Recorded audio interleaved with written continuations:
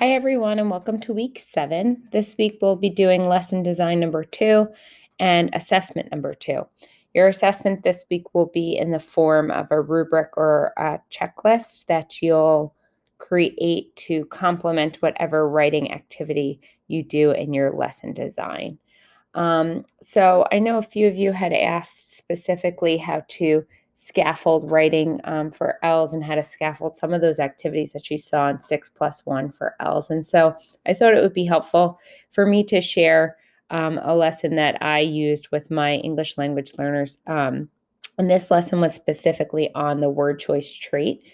And I created this after, reading this book and having gone to a professional development workshop on this book. And so to start the unit, I wanted to highlight for students the difference between revision and editing, which many students do not know the difference or aren't aware of the difference. And so I just wanted to highlight the importance of revising our work and looking for ways to use more varied word choice or juicier words in our writing.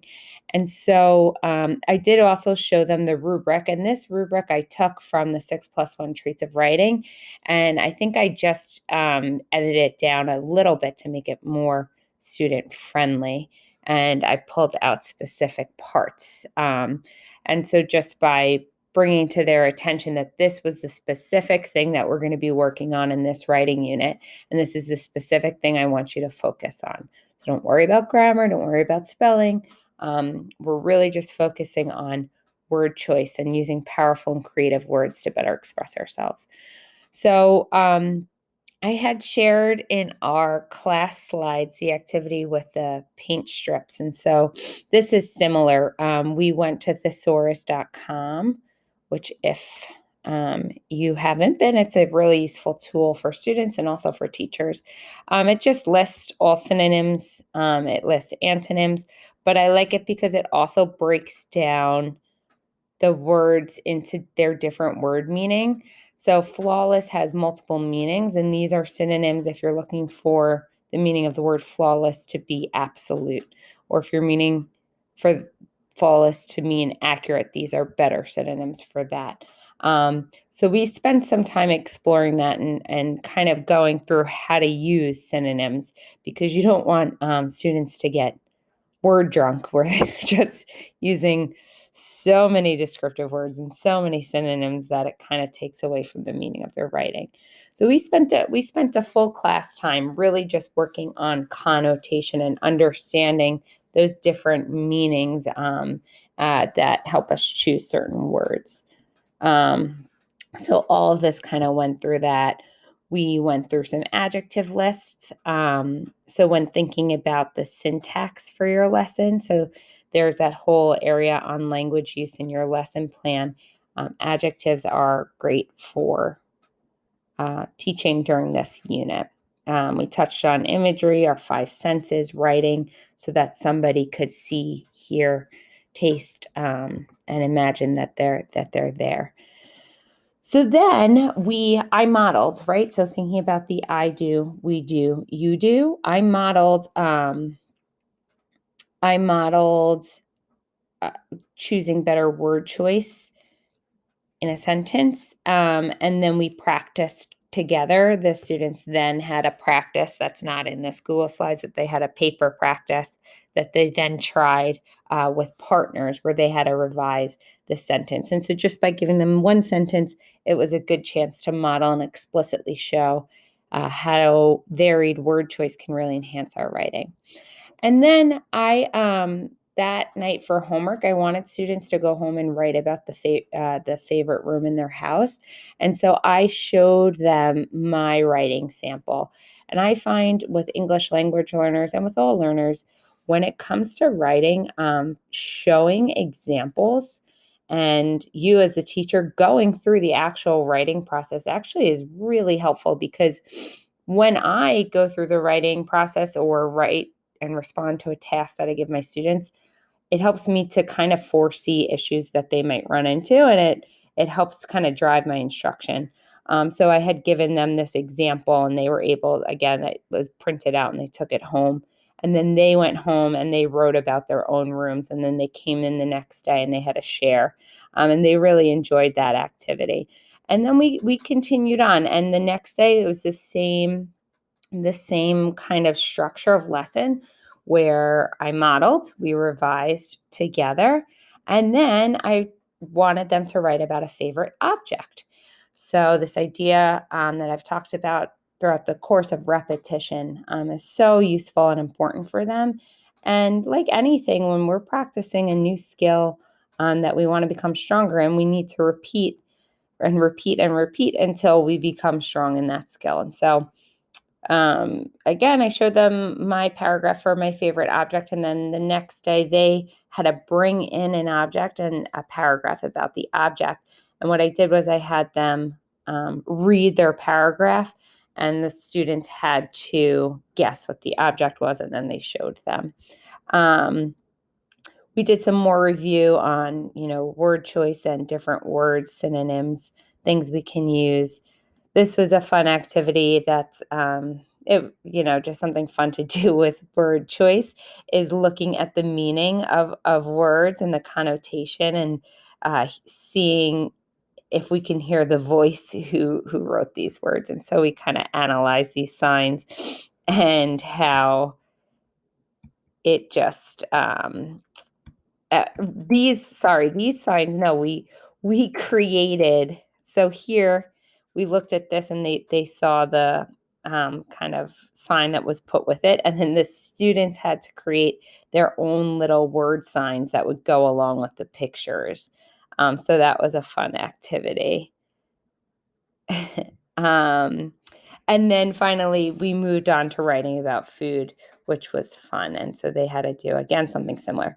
And then finally, the last thing that they had to do was you'll probably recognize this from the 6+1 traits, but I gave them a choice. They could do the song Flashback, which was from 6+1, which I think all of them chose.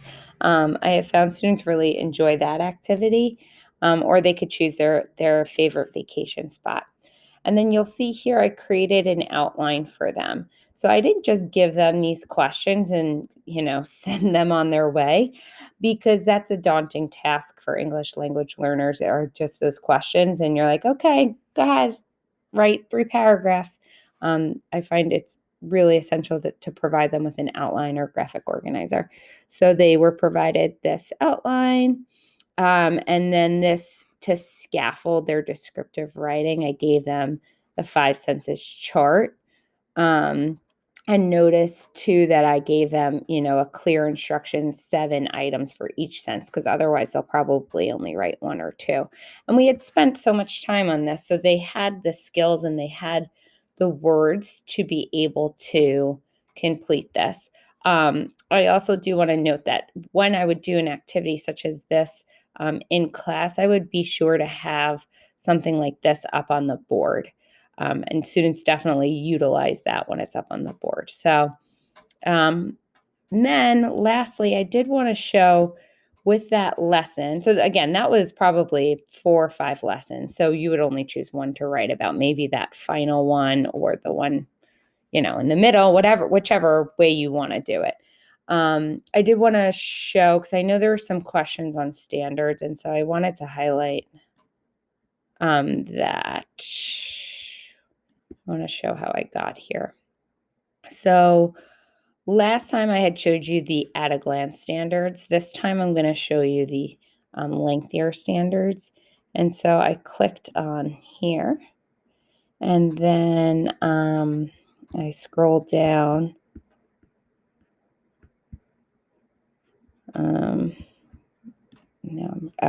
And so I scrolled all the way down to 7th grade, because that's my grade. And so I'm going to scroll down to 7th grade writing.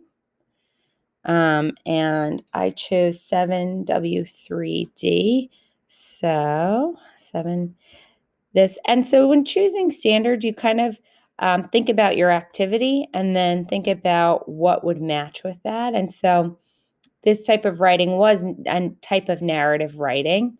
And specifically, we were focusing on this standard here, where they were using precise words and descriptive detailed sensory language. So that actually fits pretty perfectly.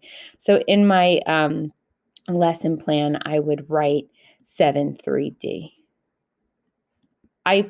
You could write this. It depends on the lesson. If I was doing one of those middle lessons where we're really just practicing this and not narrative writing, then I would just write that. The other standards that I picked out were 7L4A. So that's the language standards. And so this, you can apply to all different genres of writing, but specifically I picked out this one because I think that it matched well, and 7L5C matched really well, right? We worked a lot on connotations and denotations in that lesson. And so those are the standards I would choose when thinking about the lesson plan, thinking about syntax. I think here, definitely they would be working on adjectives, maybe correct placement of adjectives, maybe writing a list of adjectives and separating with a comma in the right place. So those might be some linguistic focuses that I'll have. As far as this part goes, I had made comments on a few of your lesson plans, but you don't always need to have a tier 3 word. So if I did, maybe my word would be connotation and denotation. And then here, maybe I chose 3 really juicy words to specifically teach them that day, like maybe exhilarating or fascinating. And those were the ones I really highlighted. But this is a word choice unit, so they're going to be exposed to a lot of words. Don't feel like you need to list all of them here. And yeah, I think here, the cultural and linguistic assets. I appreciate a lot of you have mentioned translanguaging as always an asset. I think this unit lends nicely to personalization, like the students are sharing about a special object of theirs or a room in their house or a memory that they have from music. And so that in itself, I think, taps into their cultural assets. So hopefully you found this to be helpful. And so just also to clarify one more thing, for this, I probably, me, myself, for that lesson, would have included that rubric here. This was my rubric, so that's probably what I would put here. And then maybe for my differentiation for entering, maybe I expect students to write 5 to 6 sentences, and students are provided word lists and outlines, whereas maybe expanding students are expected to write 10 to 12 sentences because that they're definitely capable of that. And honestly, I would still provide them with word lists and outlines. Just because they're higher level learners doesn't mean they wouldn't benefit from those, and it would produce stronger work. So I would probably provide that for them as well. So that's it. Hopefully you found this helpful.